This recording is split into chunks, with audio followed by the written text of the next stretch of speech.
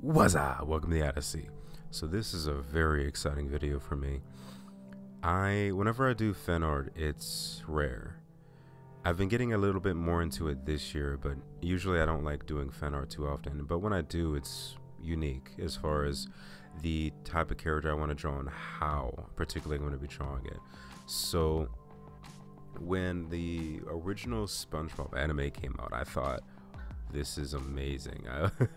As far as the idea behind it and the art style, and I thought, wow, I need to do a fan art of this. This would be so fun because the art style was just so awesome. It really made me wish that there was an actual cartoon like this on Nickelodeon, but of course was more family friendly because I just want to have the feeling with it that it still feels like a true SpongeBob thing instead of it being something that was it just didn't seem like it was it's something that could actually happen in the SpongeBob universe. And mind you, it was still entertaining, but it didn't have that soul that makes SpongeBob awesome. You know, it has the comedy and just goofiness, and it has some serious moments, but with the anime itself, it was one of those moments that I feel could actually work with SpongeBob, where it could still be really goofy, because a lot of animes have mastered both of those elements where it could be goofy and serious at the same time. But I feel with SpongeBob, it still would have to be in the same realm as it is, where it's still really kiddie and not really characters dying or being dismembered. You know, you can still have the fight scenes and stuff, but like the dismemberment and the characters dying, that was that's not SpongeBob, bruh. That's not SpongeBob at all. But I had chosen a couple different things from the video that I wanted to draw, and I just took a bunch of random character poses. I want to do a picture of all the characters and put them in one picture together, and then I decided to paint it. And with this one, I wanted to go back to the color pencil route because I don't use color pencils too often, and I want to learn how to use both of them more effectively this year as I start drawing more often. So I wanted to make sure I got all the detail as much as I could, because there was a lot of detail in here from all the scratch ups that SpongeBob had, and I wanted to really make sure I captured that raw emotion that he was feeling, because he was hurt. This is the last straw.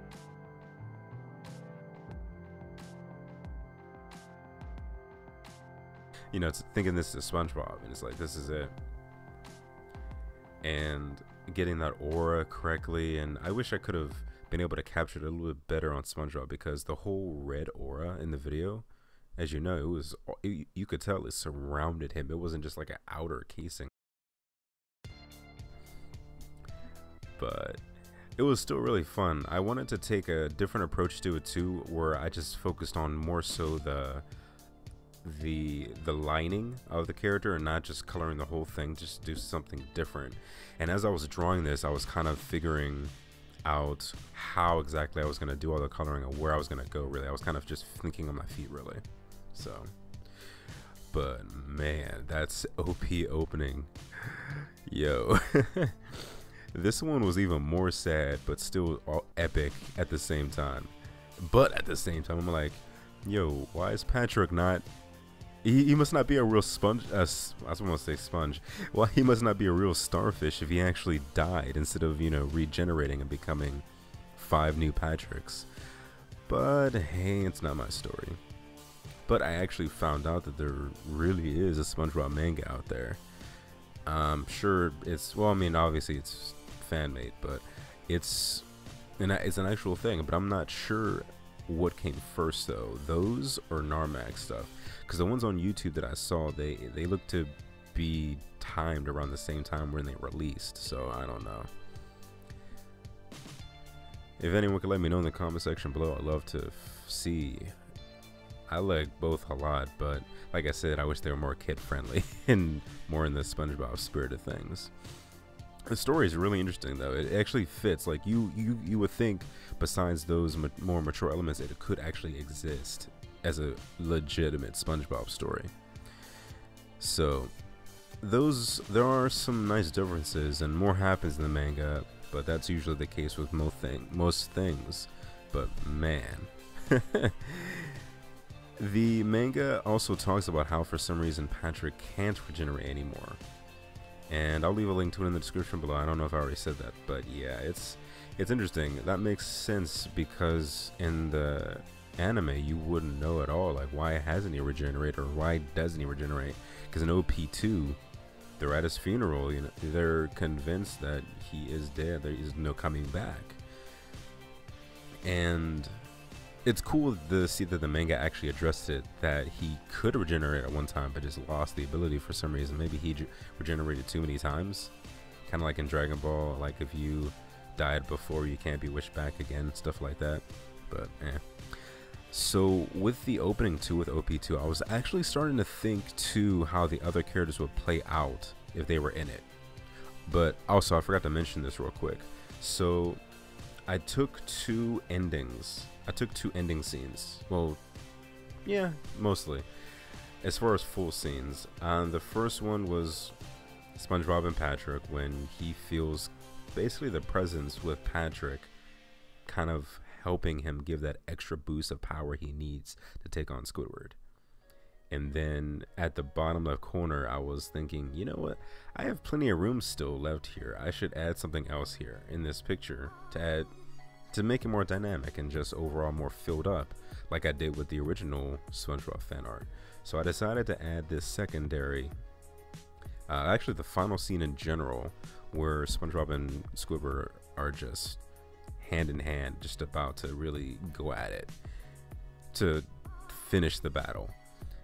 And then there's their eyes too, that I'll draw a little bit later on here as well, because originally I was gonna draw the first picture alone, and then when I saw that picture too, I thought, yo, I gotta draw both of these somehow. So I wanted to fit them both in the same picture, but I wanted to figure out how I was gonna capture it.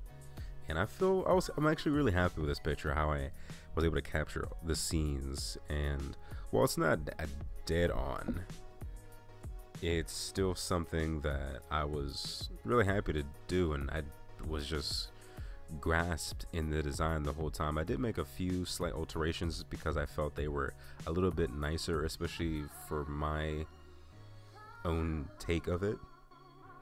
Like with, for instance, with with Squidward, he had his mouth open with his teeth still showing, but I feel Squidward didn't look as cool as he did in the original OP. So I kind of gave him the weighted teeth smile that I feel kind of gives him more of a malevolent look.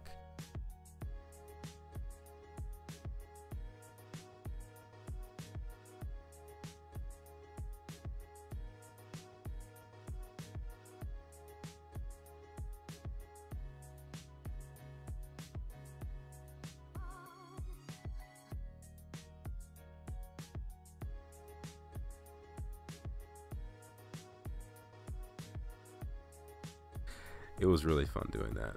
But so going back to what I was gonna say before. Oh, I forgot. Well, I'm all over the place. Some of the scenes, like with the coloring, didn't make it to the video. I don't even remember why, but you'll see them in the final cut too. You'll see the whole picture later on. And what I meant by how I was just coloring the lines really of the characters and not the whole thing. So I thought it was something cool. I never did it before. And when I started doing it, I thought, yo, this is awesome. So with the opening, as I was saying before, I thought of some really cool things that could happen. So there were some cool new characters that appeared in the OP opening that didn't make any appearance after that. Like one of them was the Flying Dutchman, and I thought that'd be probably one of my most favorite things, because there was that, and there was like Jeff, the pickle, and then there was a third person I don't remember. So speaking of which, since he was in the opening, most likely he would be a bad guy, obviously, considering how each episode that he appeared in the show, he was usually the antagonist or just mean in general. I mean, he's had some nice moments towards SpongeBob and the gang from time to time, but mostly antagonist. It probably could have been picked up by the Nickelodeon show too, honestly, as a spin-off, which would have been amazing. Could you imagine if Narmak pitched this idea to Nickelodeon, or at least the guys would give the credit due to the original creators of SpongeBob itself and say, hey, if you feel free to tweak this how you like to make it more kid friendly, so it could be like a special, you know, maybe if it couldn't make it off of its own show, then some kind of wacky spin-off, like maybe SpongeBob is dreaming and this is his dream, or they watch a movie, or they like or it could be an episode where they want to make a movie based off of SpongeBob and the gang, like a character in the show is like, you guys are awesome, I want to make a movie about you, and this is the movie. Like, how dope would that be? It would be so awesome. And I would love to see this, you know, more kid friendly and on the Nickelodeon show, and actually have it be canon. I'm like geeking out thinking about it. So I got a little messy with the pen here, but it was mainly because at this point I was drawing it in a horrible position. I gotta get a new what's it called? I gotta get a new easel for pictures like this so my back and neck don't hurt as much, but at the same time I gotta get a new tripod for my camera that's smaller so I can fit it on my desk, so I can have a little bit more leeway when I'm drawing and recording it at the same time. So with the Flying Dutchman in general too, I kind of imagine it'd be something goofy, like his ship eats people, and when they're eaten they become a part of the ship, meaning they become like the Dutchman, a ghost, but under his control. His reason behind this, I have no idea. Someone else can think of that. But I mean, that was just something funny to me. I thought it would be really cool. I don't know what Jeff's thing would be. Maybe he creates like an army of robotic jellyfish. Ever since that day he got schooled by SpongeBob at the jellyfish fields, and he's like, you know what, I'm taking over jellyfish fields and I'm gonna go after SpongeBob and show him who's the real jellyfish king.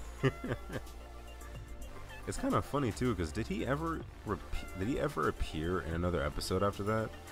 I'm sure he appeared like as a cameo, like as a background character or something, but I don't remember seeing him anymore after that. I'm trying to think who that third character was. Really bugs me. I don't know. So I actually have a lot of pens too when it comes to inking these characters, and it feels so good whenever I get to the inking process. It's unreal how great I feel once I actually start to ink. I don't know why, it's just how my style is and how I usually operate when it comes to drawing. It was so fun getting their eyes in just like that. I'm actually just looking at it now and thinking I'm like mesmerized by how the characters look and just how they were designed in general. It's just so good. I really wish Sandy and Patrick could have got more screen time though.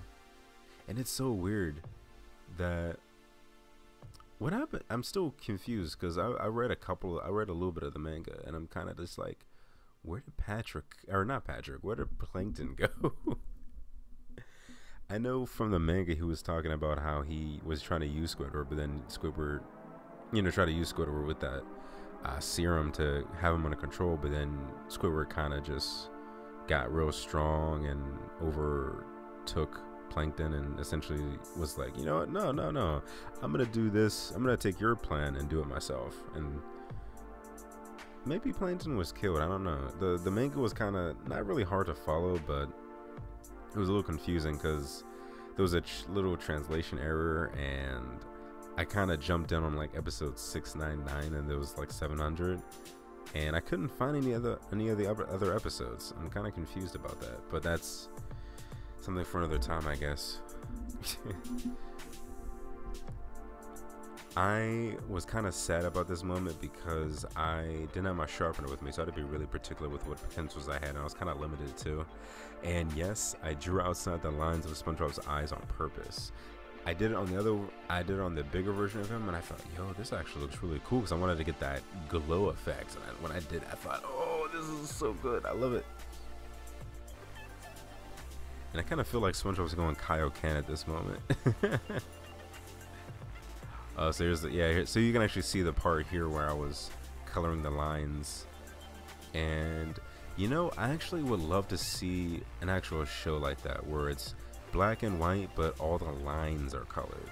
Not really any inside color except in rare situations or just rare objects. Maybe the buildings are all colored in, but the people themselves aren't. I think that'd be actually a really cool art style to go to. Honestly, at this point, if I was ever to make a cartoon, I would go that route. Not to mention, it'd probably be a lot easier to get the show out and ready, because you wouldn't have to worry that much about all the coloring. And honestly, I wasn't thinking that because I'm partially lazy sometimes when it comes to drawing, but I think that'd be really cool. I tried to mess around with the different colors too, especially with Squidward, because I didn't have all the colors that would actually fit him properly. But anyway, this is a close-up of SpongeBob and Patrick. When I finished that was the first bit I finished, and this is the full thing. I hope you all enjoyed this video and my commentary to it. If you'd like to see any future art videos in the future, let me know, and let's go wild with the suggestions. Hope you did enjoy this. Do be sure to leave a like, comment, subscribe, all that good stuff. And until the wind hits our sails yet again, I will see you in the next Odyssey. Later days.